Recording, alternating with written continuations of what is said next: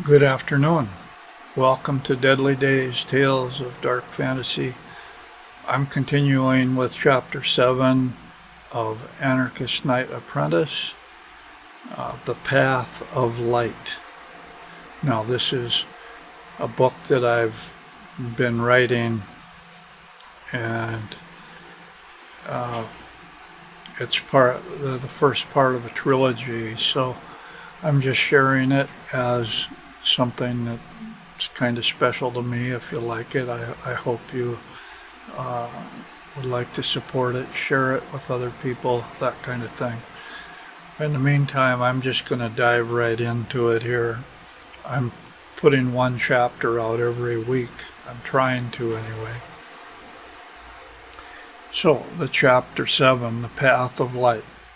Tobal stood on a flat rock at the cliff's edge, looking down into the valley. The main camp was being set up below. Log cabins, teepee-like structures, and a smoking fire pit at its center. The people looked like ants from this distance. He wondered how they'd make it down into that guarded valley, seeing no clear path. His sense of balance steadied him against the height. Rafe said, "Don't worry about it. I told you I know the way down. Just follow me." Tobal re-shouldered his pack and took a last drink from his nearly empty canteen. Turning, he limped after Rafe. His left heel was raw and blistered from loosely tied boots. Rafe had really chewed him out and treated him from the first aid kit, warning that any open wound in the wilderness was very serious and could get infected easily if not cared for immediately. There was limited help available, and he had to take better care of himself. The trail, a faint 2-foot wide path, sloped steeply downward. Tobal clung nervously to the rock face, his balance tested, as Rafe scampered ahead. The sun's heat had melted most of the snow off the trail. They carried the snowshoes in their backpacks. Rafe sprinkled sand on some of the slippery spots, and Tobal used his walking stick to pound away the ice from stubborn areas. The ledge widened for comfortable passage, with boulders to climb, hairpin turns, and stomach-lurching drops before narrowing again, hugging the cliff face so tightly that Tobal needed to move sideways along it. There were no handholds or supports, and it was slow going, made even slower by his extreme nervousness. He had never liked heights. He half slid, half fell, but managed to stay on his feet. More than once, the sturdy support of his walking stick helped him keep his balance. Rafe had long since disappeared down the trail, and Tobal felt alone and abandoned.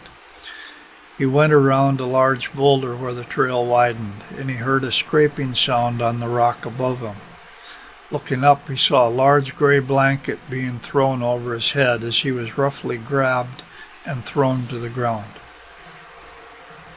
Tobal was bound and hoodwinked, his hands tied securely behind his back, and then roughly shoved by at least 2 people who led him further down the path for almost 30 minutes. His foot hurt badly, and he almost tripped and fell several times, but rough hands caught and held him steady as he staggered blindly along.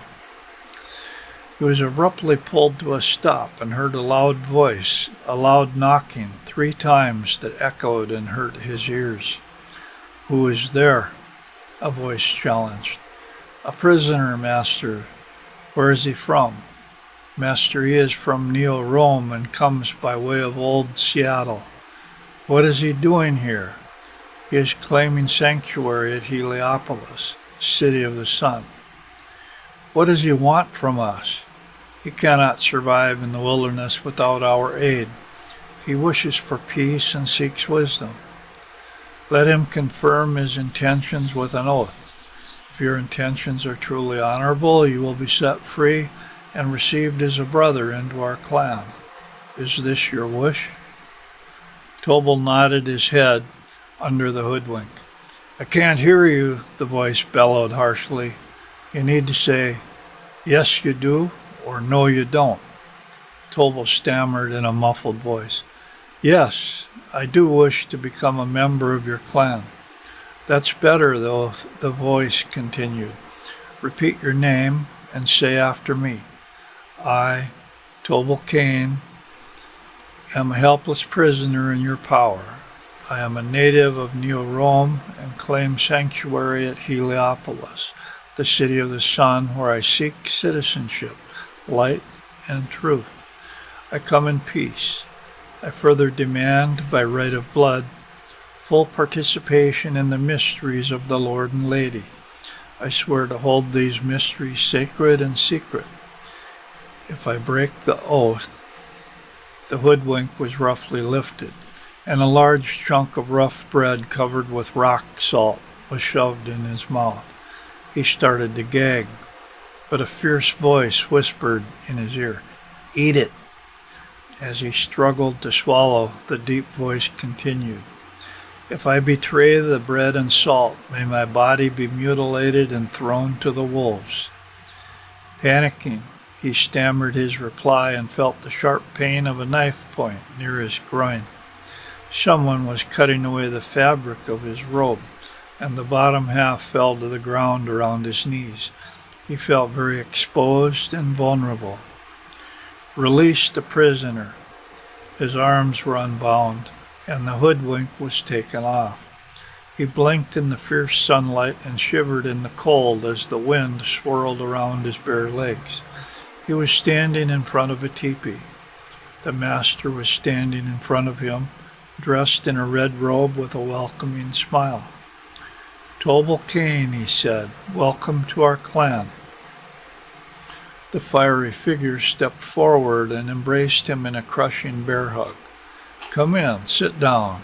We greet you as a brother and a seeker after the hidden wisdom of Heliopolis." They entered the warm teepee, and Tobal sat on some warm furs next to the cheerful fire in the center of the circular structure. The master clapped his hands together loudly. "Proclaim the arrival of Tobal Kane to our entire camp." "Yes, master," a black-robed guard replied. Bowing stiffly, he backed 3 steps before turning and leaving the teepee. Tobal heard the guard shouting loudly, "Welcome, Tobal Kane, the newest member of our clan." Then he heard shouts of scattered applause, whoops, and yells of welcome. The master turned toward Tobal. "You will need the sign and password of our clan to enter our camp in the future. The password for the present month is—" and he whistled a tune that Rafe had been whistling from time to time. "Before you leave, I will give you the first of our teachings. Remember this and dwell upon it in the days to come. Those that wish to be free must submit to some form of discipline and organization.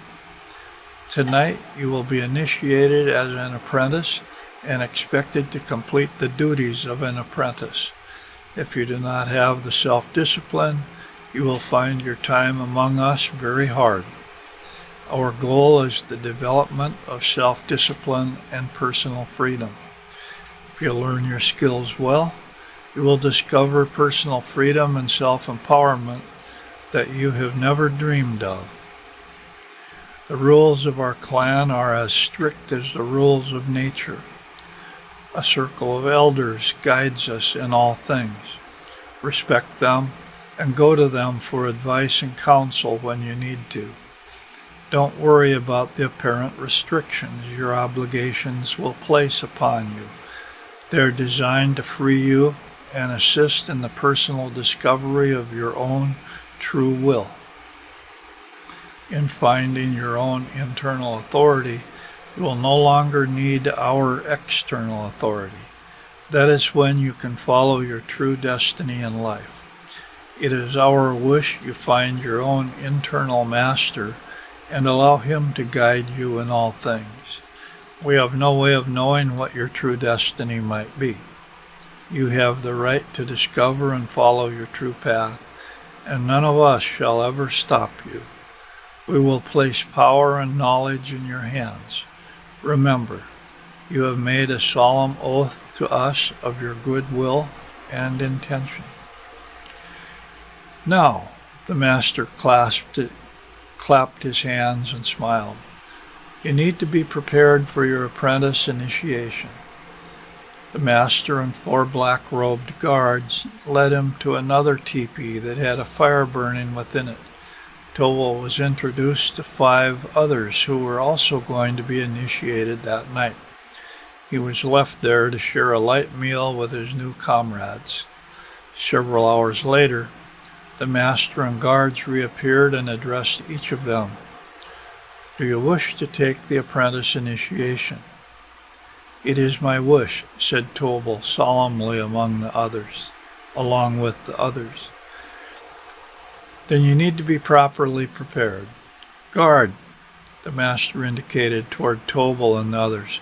The guards silently took the small group to a sweat lodge and told them to purify themselves first by the steam and then by diving into the pool of icy spring water that was close by.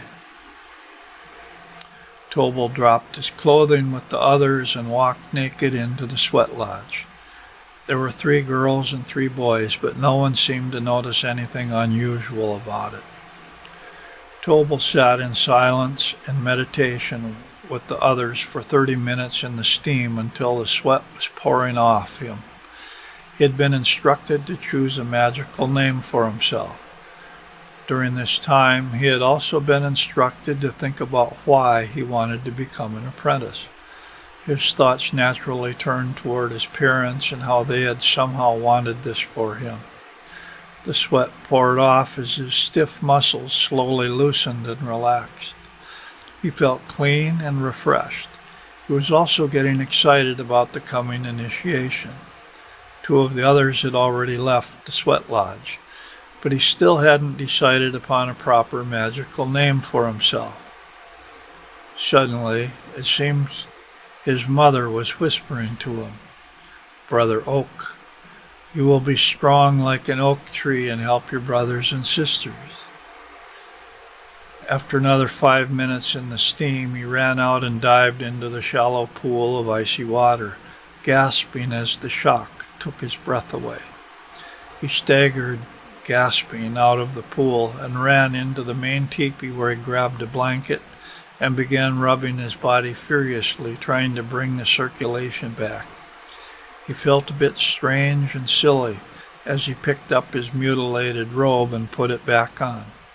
It was no longer a robe, but more like a tunic that came down just barely below his waist. The cool air and a slight draft made him keenly aware of his lack of underwear. He made a mental note to make some as soon as possible. The unaccustomed draft made him feel vulnerable and uncomfortable. He laughed as he moved nearer to the fire, joining those already there. They joked about the coldness of the icy water and the draftiness of the shortened robes as they made room for him at the fire. That broke the ice, and they chatted as one by one they were taken to their initiations. Finally, Tobal was left alone in the teepee. He was warm by then and even opened the door flap and sat in the opening, looking out as he waited. No one came for him as he sat meditating and watching the moon rise. He guessed it must be around midnight, and the moon was full and bright. The sky was very clear and the stars were brilliant. Then he saw a black robe coming toward him in the moonlight with a torch. As the figure neared, Tobal saw it was a dark-haired girl. Feeling a little self-conscious, he scrambled to his feet and steadied himself. She stopped in front of him, holding the burning torch in his face. "You are a lost and lonely soul wandering in the darkness and searching for light. Without wisdom, you are wandering blindly and doing harm to yourself. If you wish, I will act as your guide. Do you seek the light and wisdom of our clan?" Tobal answered, "Yes, I do." "There are 2 passwords you must remember, or you will not be allowed into our sacred circle," she slowly whispered. "Perfect love and perfect trust. into his ear. Can you remember these 2 passwords? Tobal nodded in silence. You must speak, yes or no, she demanded, shoving the torch at him fiercely. Yes, I can remember them, he stammered, backing away from the fire. Come with me, but first I must blindfold you. She took a strip of gray cloth and bound it tightly across his eyes so he couldn't see anything. She led him stumbling in the darkness toward the central fire he had seen in the distance. As they neared, he could feel its heat and hear the flames crackle. He could also hear the muffled stirrings of other people as they hushed to watch and listen. Another female voice broke loudly from the center of the circle. And the presence of Yggdrasil, the great tree of life, and the Lord and Lady, listen to our words. Whenever you need something, call upon us, the guiding spirits of the human race, male and female. We shall answer you and assist you in all things. You are meant to be free, to dance, to sing, to feast, and to make love. Do these things all with our blessings, for the blessings of physical life and the blessings of spiritual life are as one within each human heart. Embrace your dreams and desires as you strive to make them real. Let nothing stop you or turn you aside. Accept our blessings and help, because life is meant to be a joy of the heart.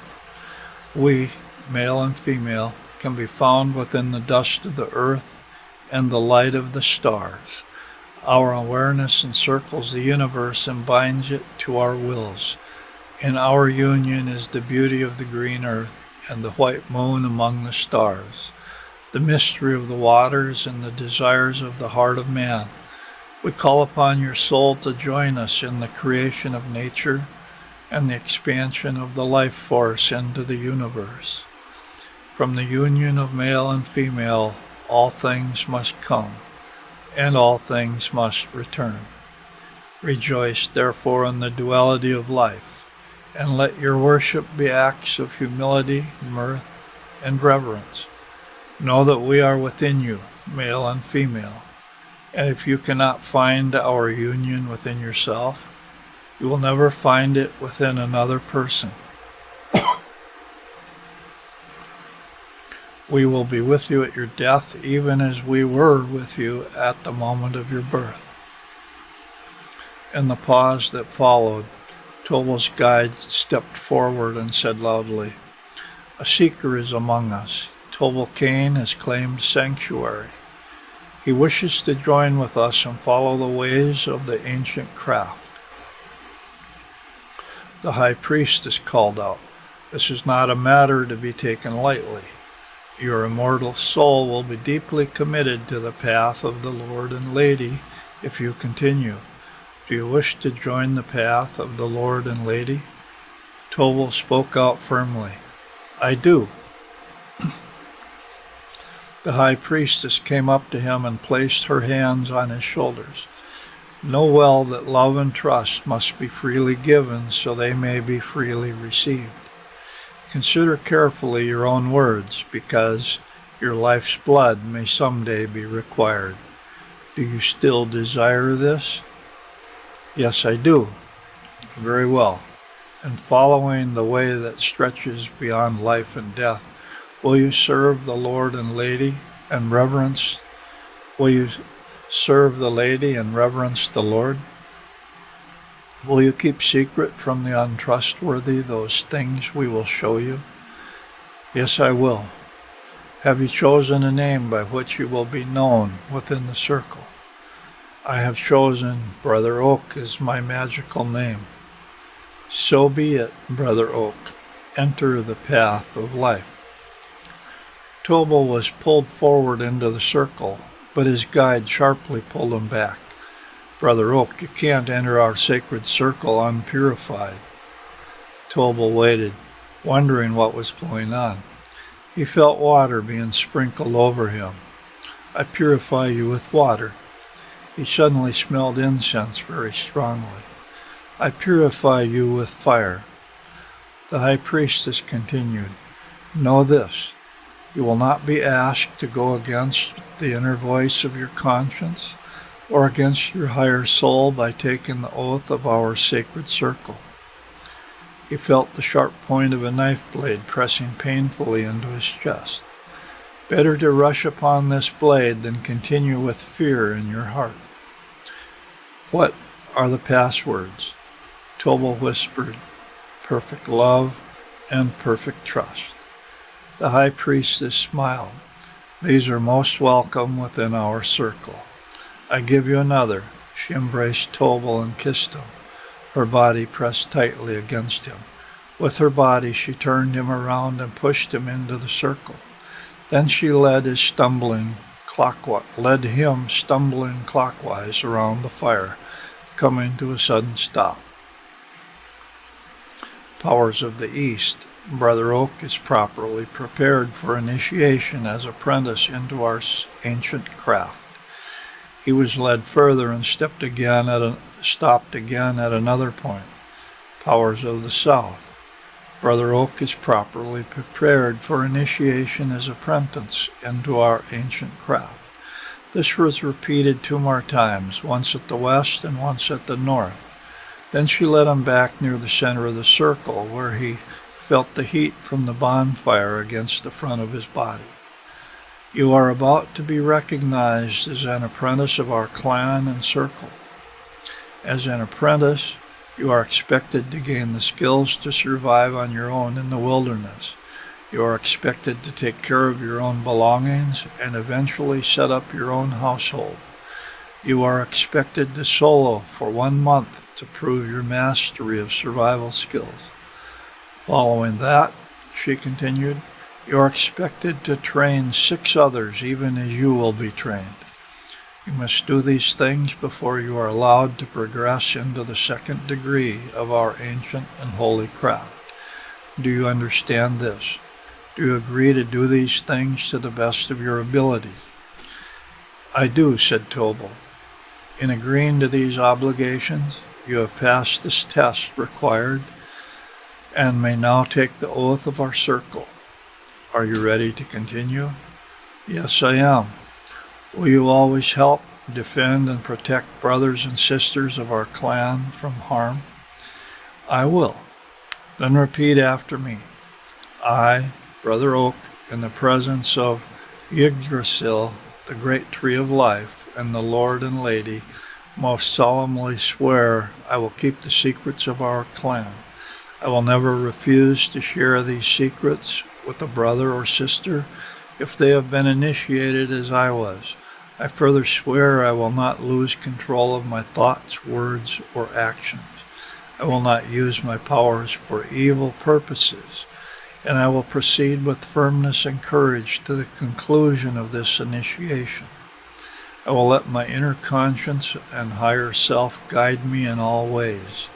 I further swear by my hopes of a future life, mindful that my measure will be taken.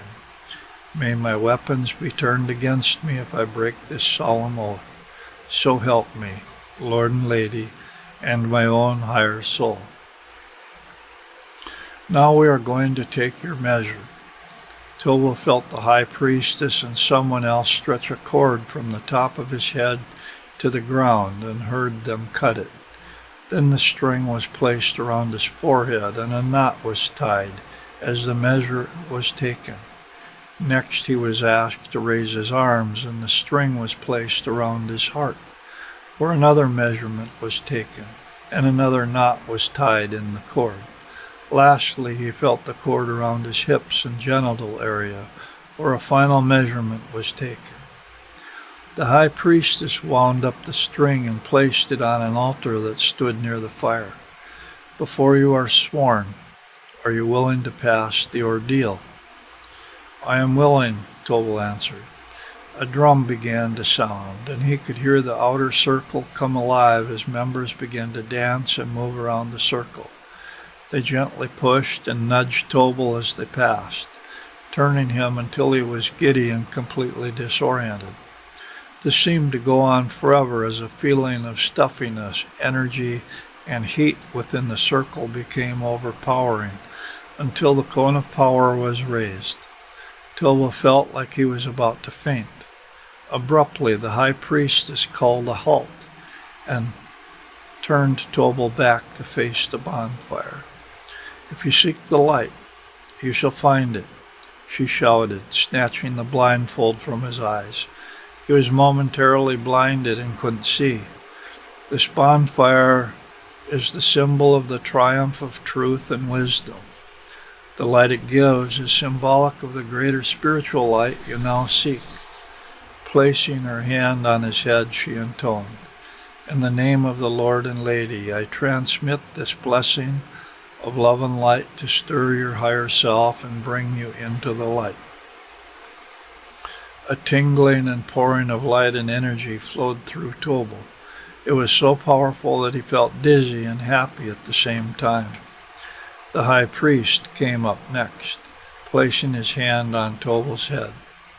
"In the name of the Lord and Lady, I transmit the blessing of love and light to stir your higher self and bring you into the light." Again, Tobal felt the tingling as a wave of energy swept through him. It was a different type of energy, but just as powerful as the first. They felt different, but somehow also felt like they belonged together. He felt himself being torn from his body and pulled into a vortex of energy that swirled him upward to be embraced in the arms of a man and woman of radiant light. An Elfheim glow sharpened his sight. A transcendent hell surge warmed his inner warmth, and Tobal sensed an etheric warmth that reminded him of his parents' presence. This must be the Lord and Lady, he remembered thinking before he collapsed. That's the end of this chapter, guys. Till next week. See you then. Thank you.